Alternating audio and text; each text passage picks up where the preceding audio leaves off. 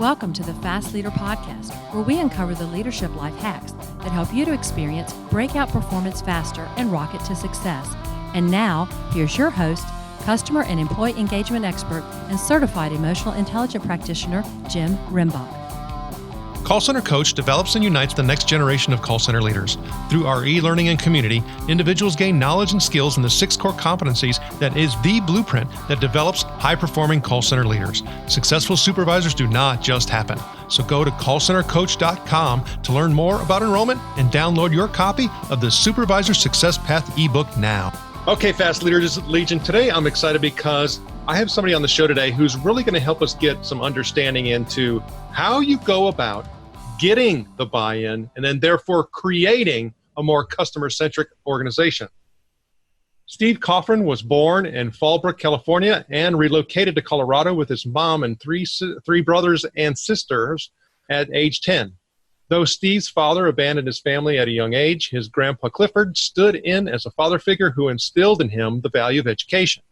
Steve's grandpa was a deep thinker who taught Steve to question assumptions and biases, listen more than speak, and dedicate himself to lifelong learning and giving. This commitment to continuous growth carried through Steve's adult education, and he earned an undergraduate degree in finance and accounting, a master's degree of accountancy, and a global executive MBA from Duke's Fuqua School of Business. Steve's curiosity and hunger for knowledge is reflected in his career, where his entrepreneurial spirit guided him to launch and manage 3 successful companies. Steve started his first business during high school. He founded a landscape company to help pay for college, which transformed into a multi-million-dollar design and construction firm. On the side, however, he followed his grandpa's footsteps to pursue a life dedicated to learning and teaching. He began consulting different business owners in the industry on how to run and manage successful organizations, teaching them financial modeling, strategy, and management skills. Today, Steve is CFO of EMJ Corporation, a vertically integrated engineering, procurement, and construction firm specializing in renewable energy.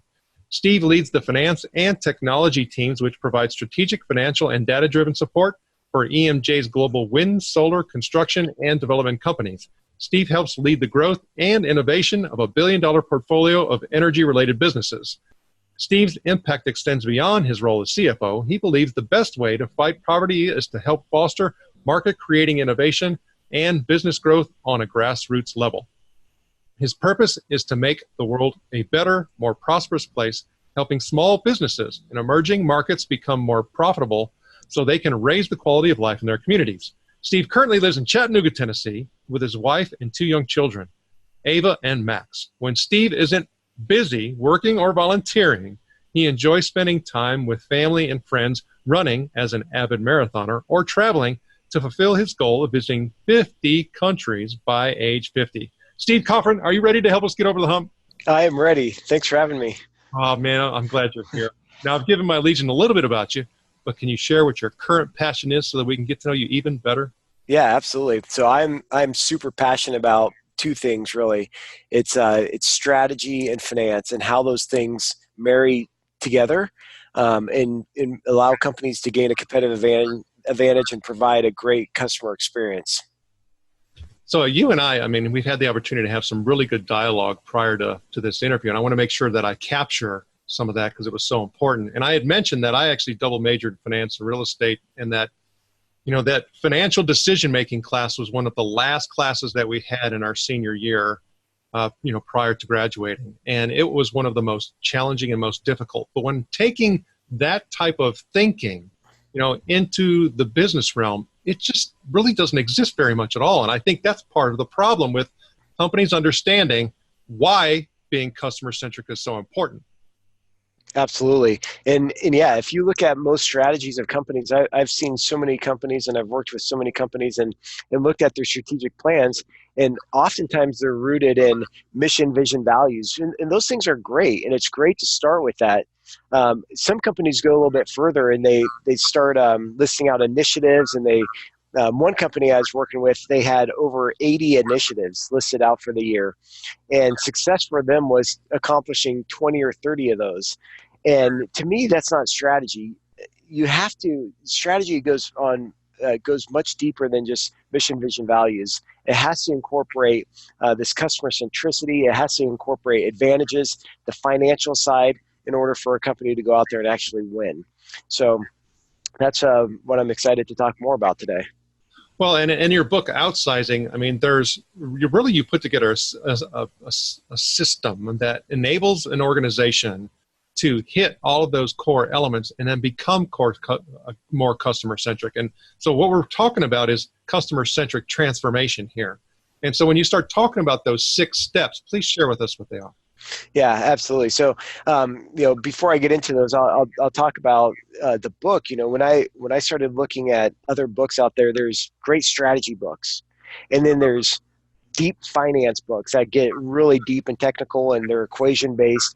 And so oftentimes people would say, Steve, do you have some great recommendations? And I'd find myself saying, yeah, here's some great strategy books, but make sure you read these books too.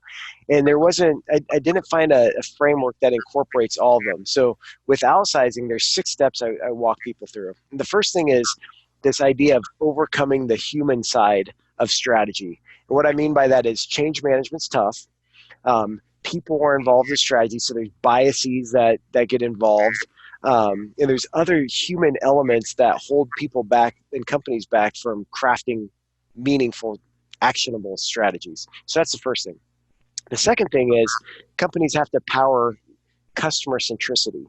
They have to put the customer at the very, very center of the business. So often I've worked with companies and they have great strategic plans, but they forget about the customer. And there's no plan to serve the customer and provide a great experience. So that's number 2. Number 3, companies need to start with their advantages, their strengths. But these advantages, you can't just build advantages to build advantages. The advantages have to go back to the customer and the advantages have to allow a customer or a company to serve their customers in a unique way and provide a very relevant and great customer experience. Number 4 is it's great to have advantages, but you have to be able to convert those advantages into value. You have to be able to create value, but also capture value. So that's where I get into the financial piece, the finance side of strategy. Then we get into the people side in step 5.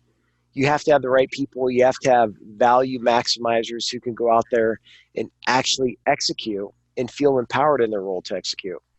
And then finally, in life, we all follow patterns. Imagine trying to make a t-shirt from scratch or a shirt from scratch, and you're just cutting out random pieces of fabric and sewing them together. That's why we have patterns to follow. Or when we drive to work, we follow a pattern, because otherwise life becomes too difficult and complicated. And the same thing's true for companies. Strategy is a pattern. It's blending art, science, and discipline together in a pattern, in a build, measure, learn type model for successful execution. So those are the 6 steps that I talk about. Well, and as you're talking too, I start seeing something that a lot of times people don't understand is that as an organization, sometimes you need to stop doing something, because it no longer has financial viability. I mean, however, we've been doing it for 15 years, right? But we quit. And I think having people at all levels kind of understand the business acumen, understand all of that will help them better to accept the fact that, hey, we're not doing this anymore because of this, and therefore we need to do something else. And it makes that whole change, if you want to call it an argument or that hump, much easier to get over. Yeah, absolutely. And that's smart, Jim, because in organizations, stop doing something is difficult, right? There's a lot of legacy things that companies do. And oftentimes they go into organizations and they have these processes, and I say, why do you have these? I don't know, because, Sally or Dave put it in place years ago. Well, where are they? Oh, they're gone. They left the organization, but we're still doing these things. And so it's really asking the why behind everything that we're doing, and asking ourselves, okay, are the things that we're doing or adding to, are they really contributing to a relevant and unique customer experience? If not, you need to cut. But it's so easy to add. You touched on it. It's so easy to add. It's very difficult to take away. And so for me, as I'm going through the book, I have had the opportunity to be in the discipline area of customer experience for the past several years. And when I start talking about the discipline of customer experience, there's really a couple different models. that are associated with that, meaning that I have to have somebody own this transformation process, this governance process, this activity associated with helping to be more, helping us be more customer centric. And there's about 4 different models that organizations use in order to deploy, a customer centric, group or team within the organization.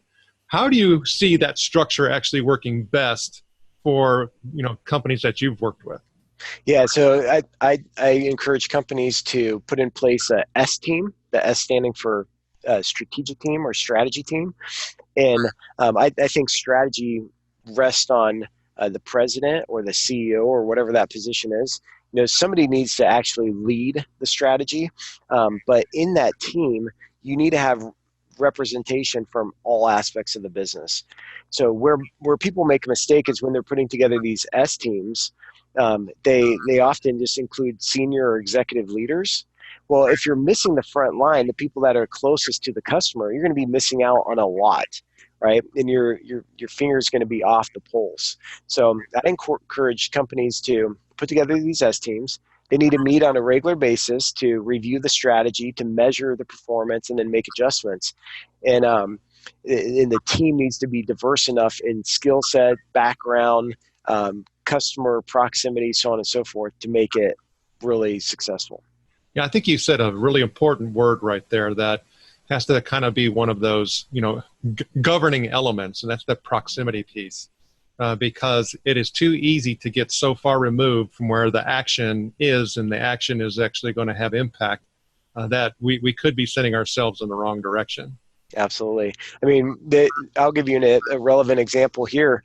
It's easy as a CFO to sit in my office and try to create policies and procedures and create systems for people to go execute and put the governance in place and the structures for people to be successful and feel empowered.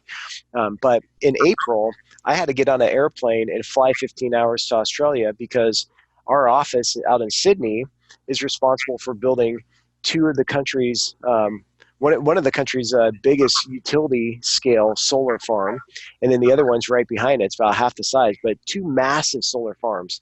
And I had to go out there and actually meet the team, meet the people, and experience it and walk the job site, drive through the job site, touch, feel, smell, and experience everything they're going through, because our customers aren't just external customers, they're also internal customers. But if you don't get it out there and with that proximity was my team. I had to get close to my team and experience what they're going through on a daily basis.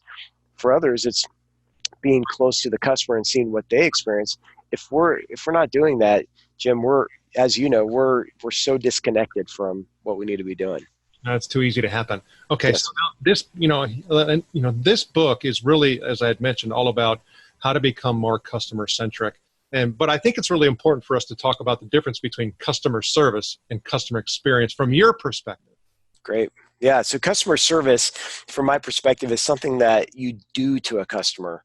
It's very reactive in nature, and you're doing stuff, and then you're going back and measuring it, and then you're trying to be reactive and correct course, and it's a bad cycle. So imagine you call and try to get your phone number changed, you try to deal with a cell phone provider, and you go through the whole process, and at the end of the call they say, are you willing to take a survey? And then you take the survey, and then they get a bunch of responses, and then they try to correct action, and it creates this reactive type culture. And we're doing things to our customers. We need to experience it from the customer standpoint. We have to be proactive and anticipate where the value is and then act upon it. So it's entirely different.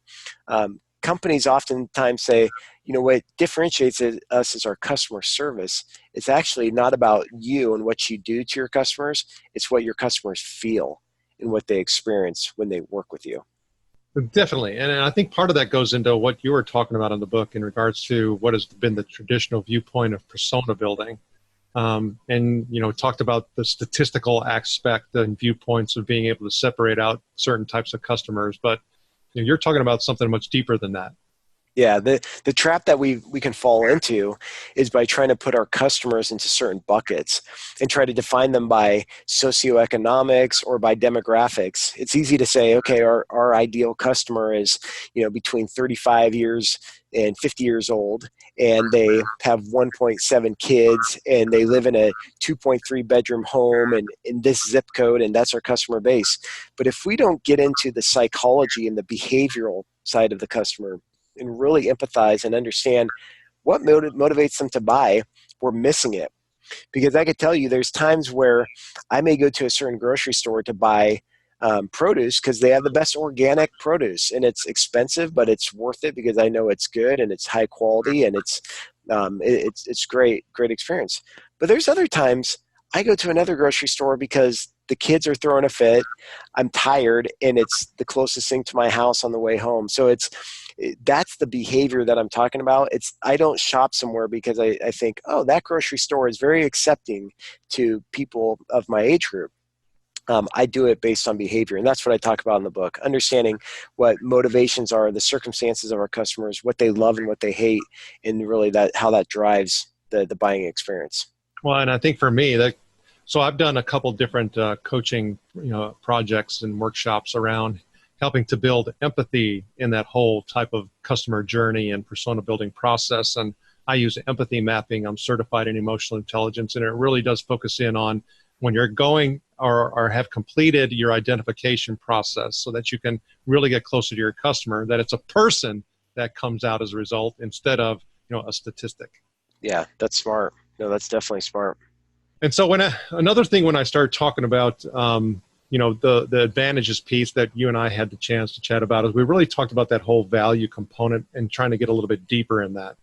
Because if I talk about my advantages and I talk about being able to now look at it from a financial perspective, there are some short-term, mid-term, and long-term impacts. And unfortunately, we're talking about one of a bias. We're very biased towards the short-term.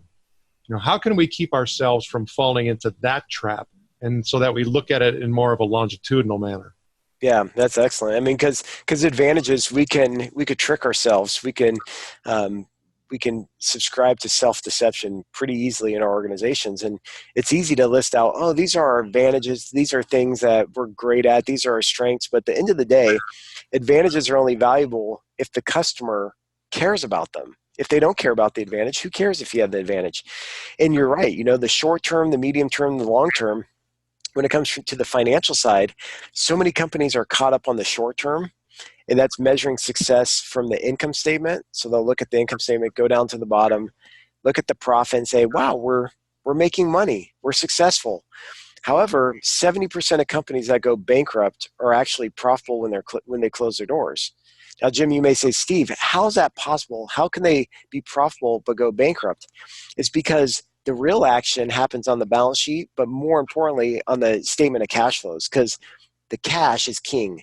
And that's really in the book where I talk about short-term value is accounting profit, right? Look at a P&L, say, yep, we're doing well here and there.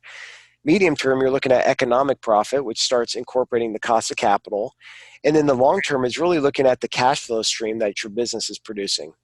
So you have to look at all three sides and have the long-term perspective with the short term. Well, and talking about that short term and long term, timeline is, I think that's also going into that whole customer service versus customer experience component. Is that, customer service is dealing with the short term, the interaction, the transaction.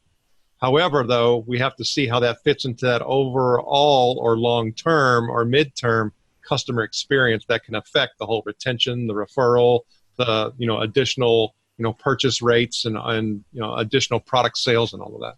Absolutely. I mean, I love running, so I have a running watch, and I had an issue with the GPS and how it was connecting. So I called up the company. It'd been over a year since I had the product. I bought it online through another source, and I was having issues. I called the company, talked through it. They couldn't solve it over the phone. So you know what they did? They said, you know what? Just send us your watch back, and we're going to send you a new one. I have the receipt. I went through a third party.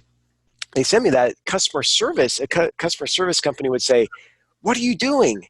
you know how much that cost us? That just cost us so much to replace this watch. Customer experience says, long term, I'm going to send this watch because I know over the lifetime of this customer, he's going to refer so many people and he's going to buy this many watches. So you bring up a great point there.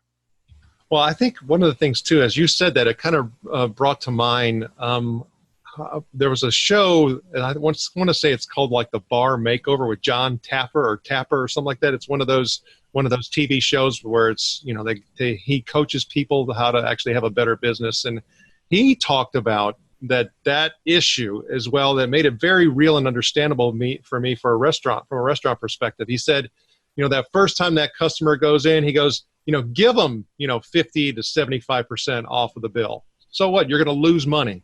And the next time you do it again. And then that third time you do it once more and you give them away. And he goes, because by the third time, you now have a customer for life. Huh. That's smart. Yeah, but it's tough, that takes a lot of guts, right? It takes a lot of moxie to just do that kind of stuff with our customers, because in the short term, we got these financial pressures. We got to hit the numbers. We have to bring cash in the door. It takes guts, but if you do it, then and you're bold, big success can come your way. Yeah, most definitely. And I think that's something that also, going back to that whole connecting that front line to that top line strategy, is that maybe we need to do a better job of, goes back to the business acumen piece, saying, hey, take care of the customer's problem. It's, it's small, it's just, something that in the long term will come back to us, with some huge dividends, and getting everybody to understand that. Absolutely. That's key. And because I think everybody in the organization has an impact on the financial performance of the company. Whether it's revenue, the very top line, you have salespeople, you have business development, you have other individuals that affect the top line. In the middle, you have your frontline workers who are impacting direct labor costs, their job materials or other cost of goods sold related items. You have people in functional leadership roles that are responsible for the overhead, the G&A of the company. And then you have people below the line, from depreciation decisions, working capital decisions that ultimately lead to cash flow. But I go into companies, and I used to do workshops on this stuff more, and I teach financial acumen, because financial IQ, boosting the financial IQ of an organization, empowers people and gets them to start thinking about how a company can convert advantages to actual profit and cash flow.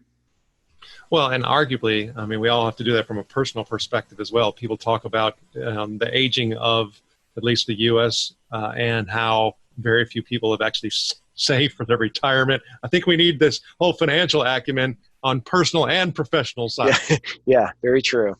Very true. Big missing thing.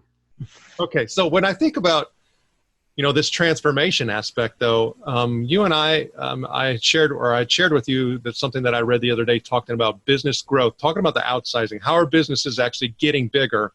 And the reality of it is they're not going through these types of activities because, like, for example, even digital transformation has a 90% failure rate. Companies are struggling with pivoting.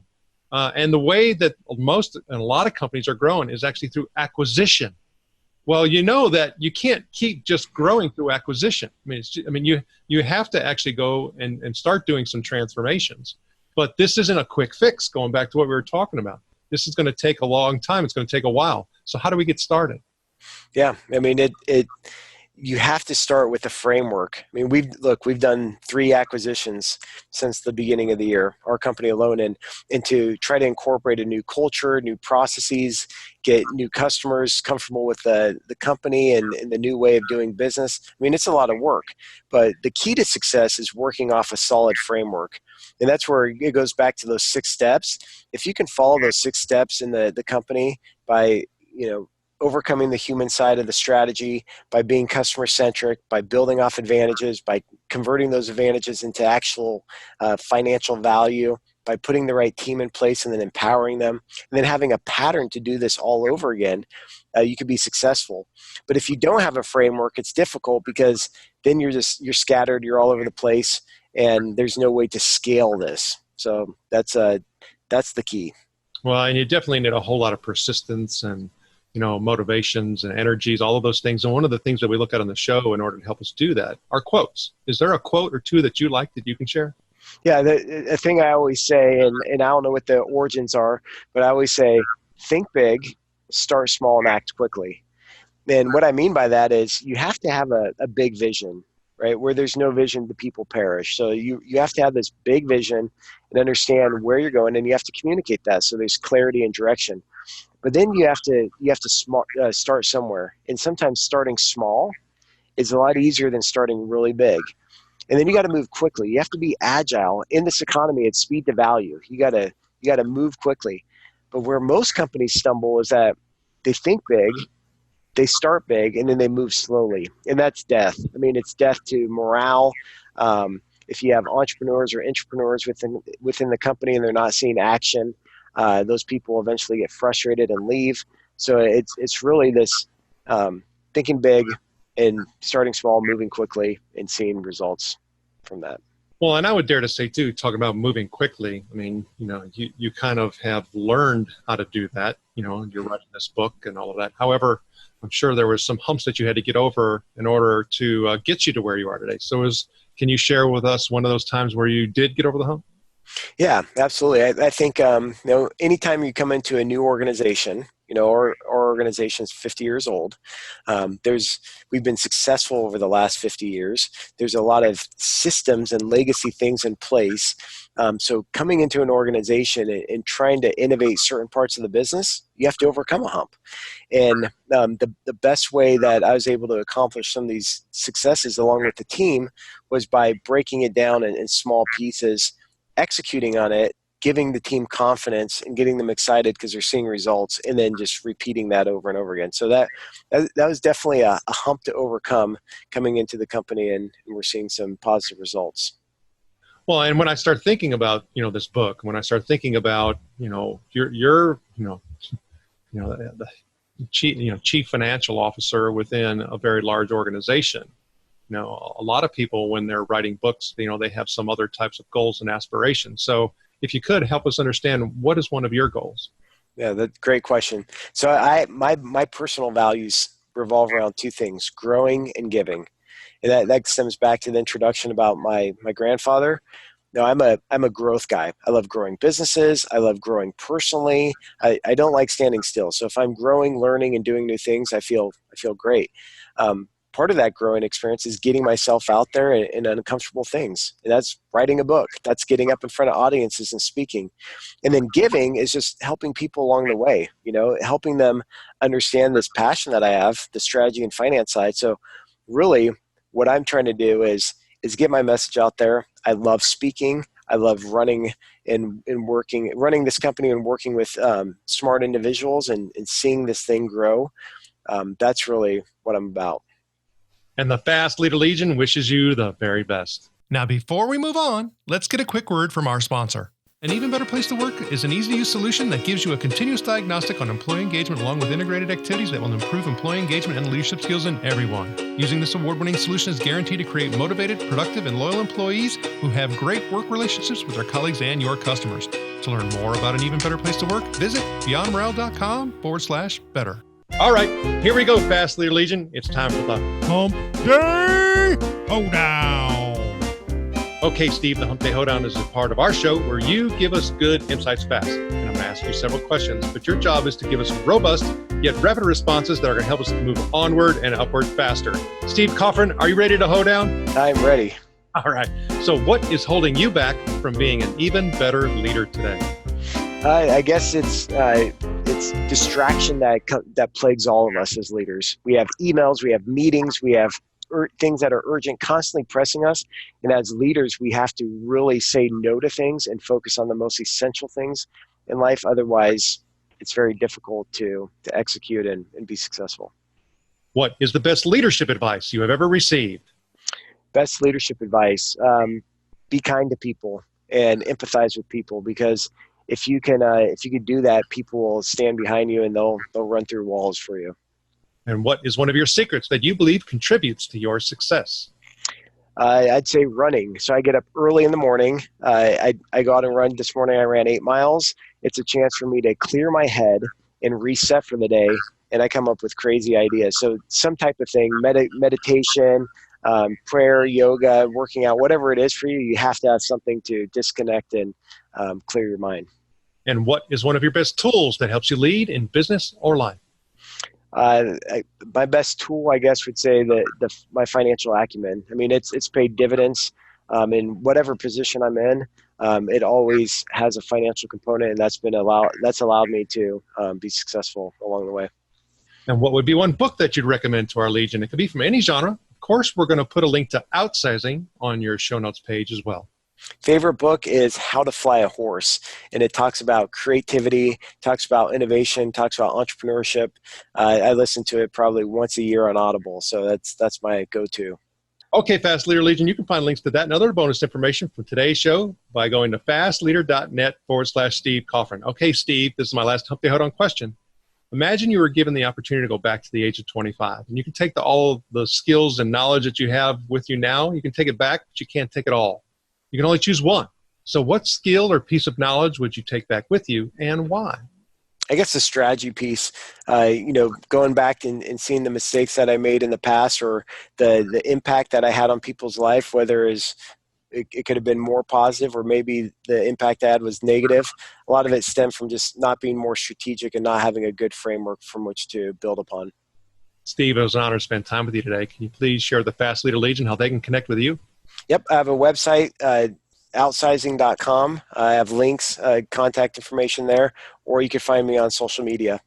Steve Coughran, thank you for sharing your knowledge and wisdom. The Fast Leader Legion honors you and thanks you for helping us get over the hump. Thank you for joining me on the Fast Leader Show today. For recaps, links from every show, special offers, and access to download and subscribe, if you haven't already, head on over to fastleader.net so we can help you move onward and upward faster.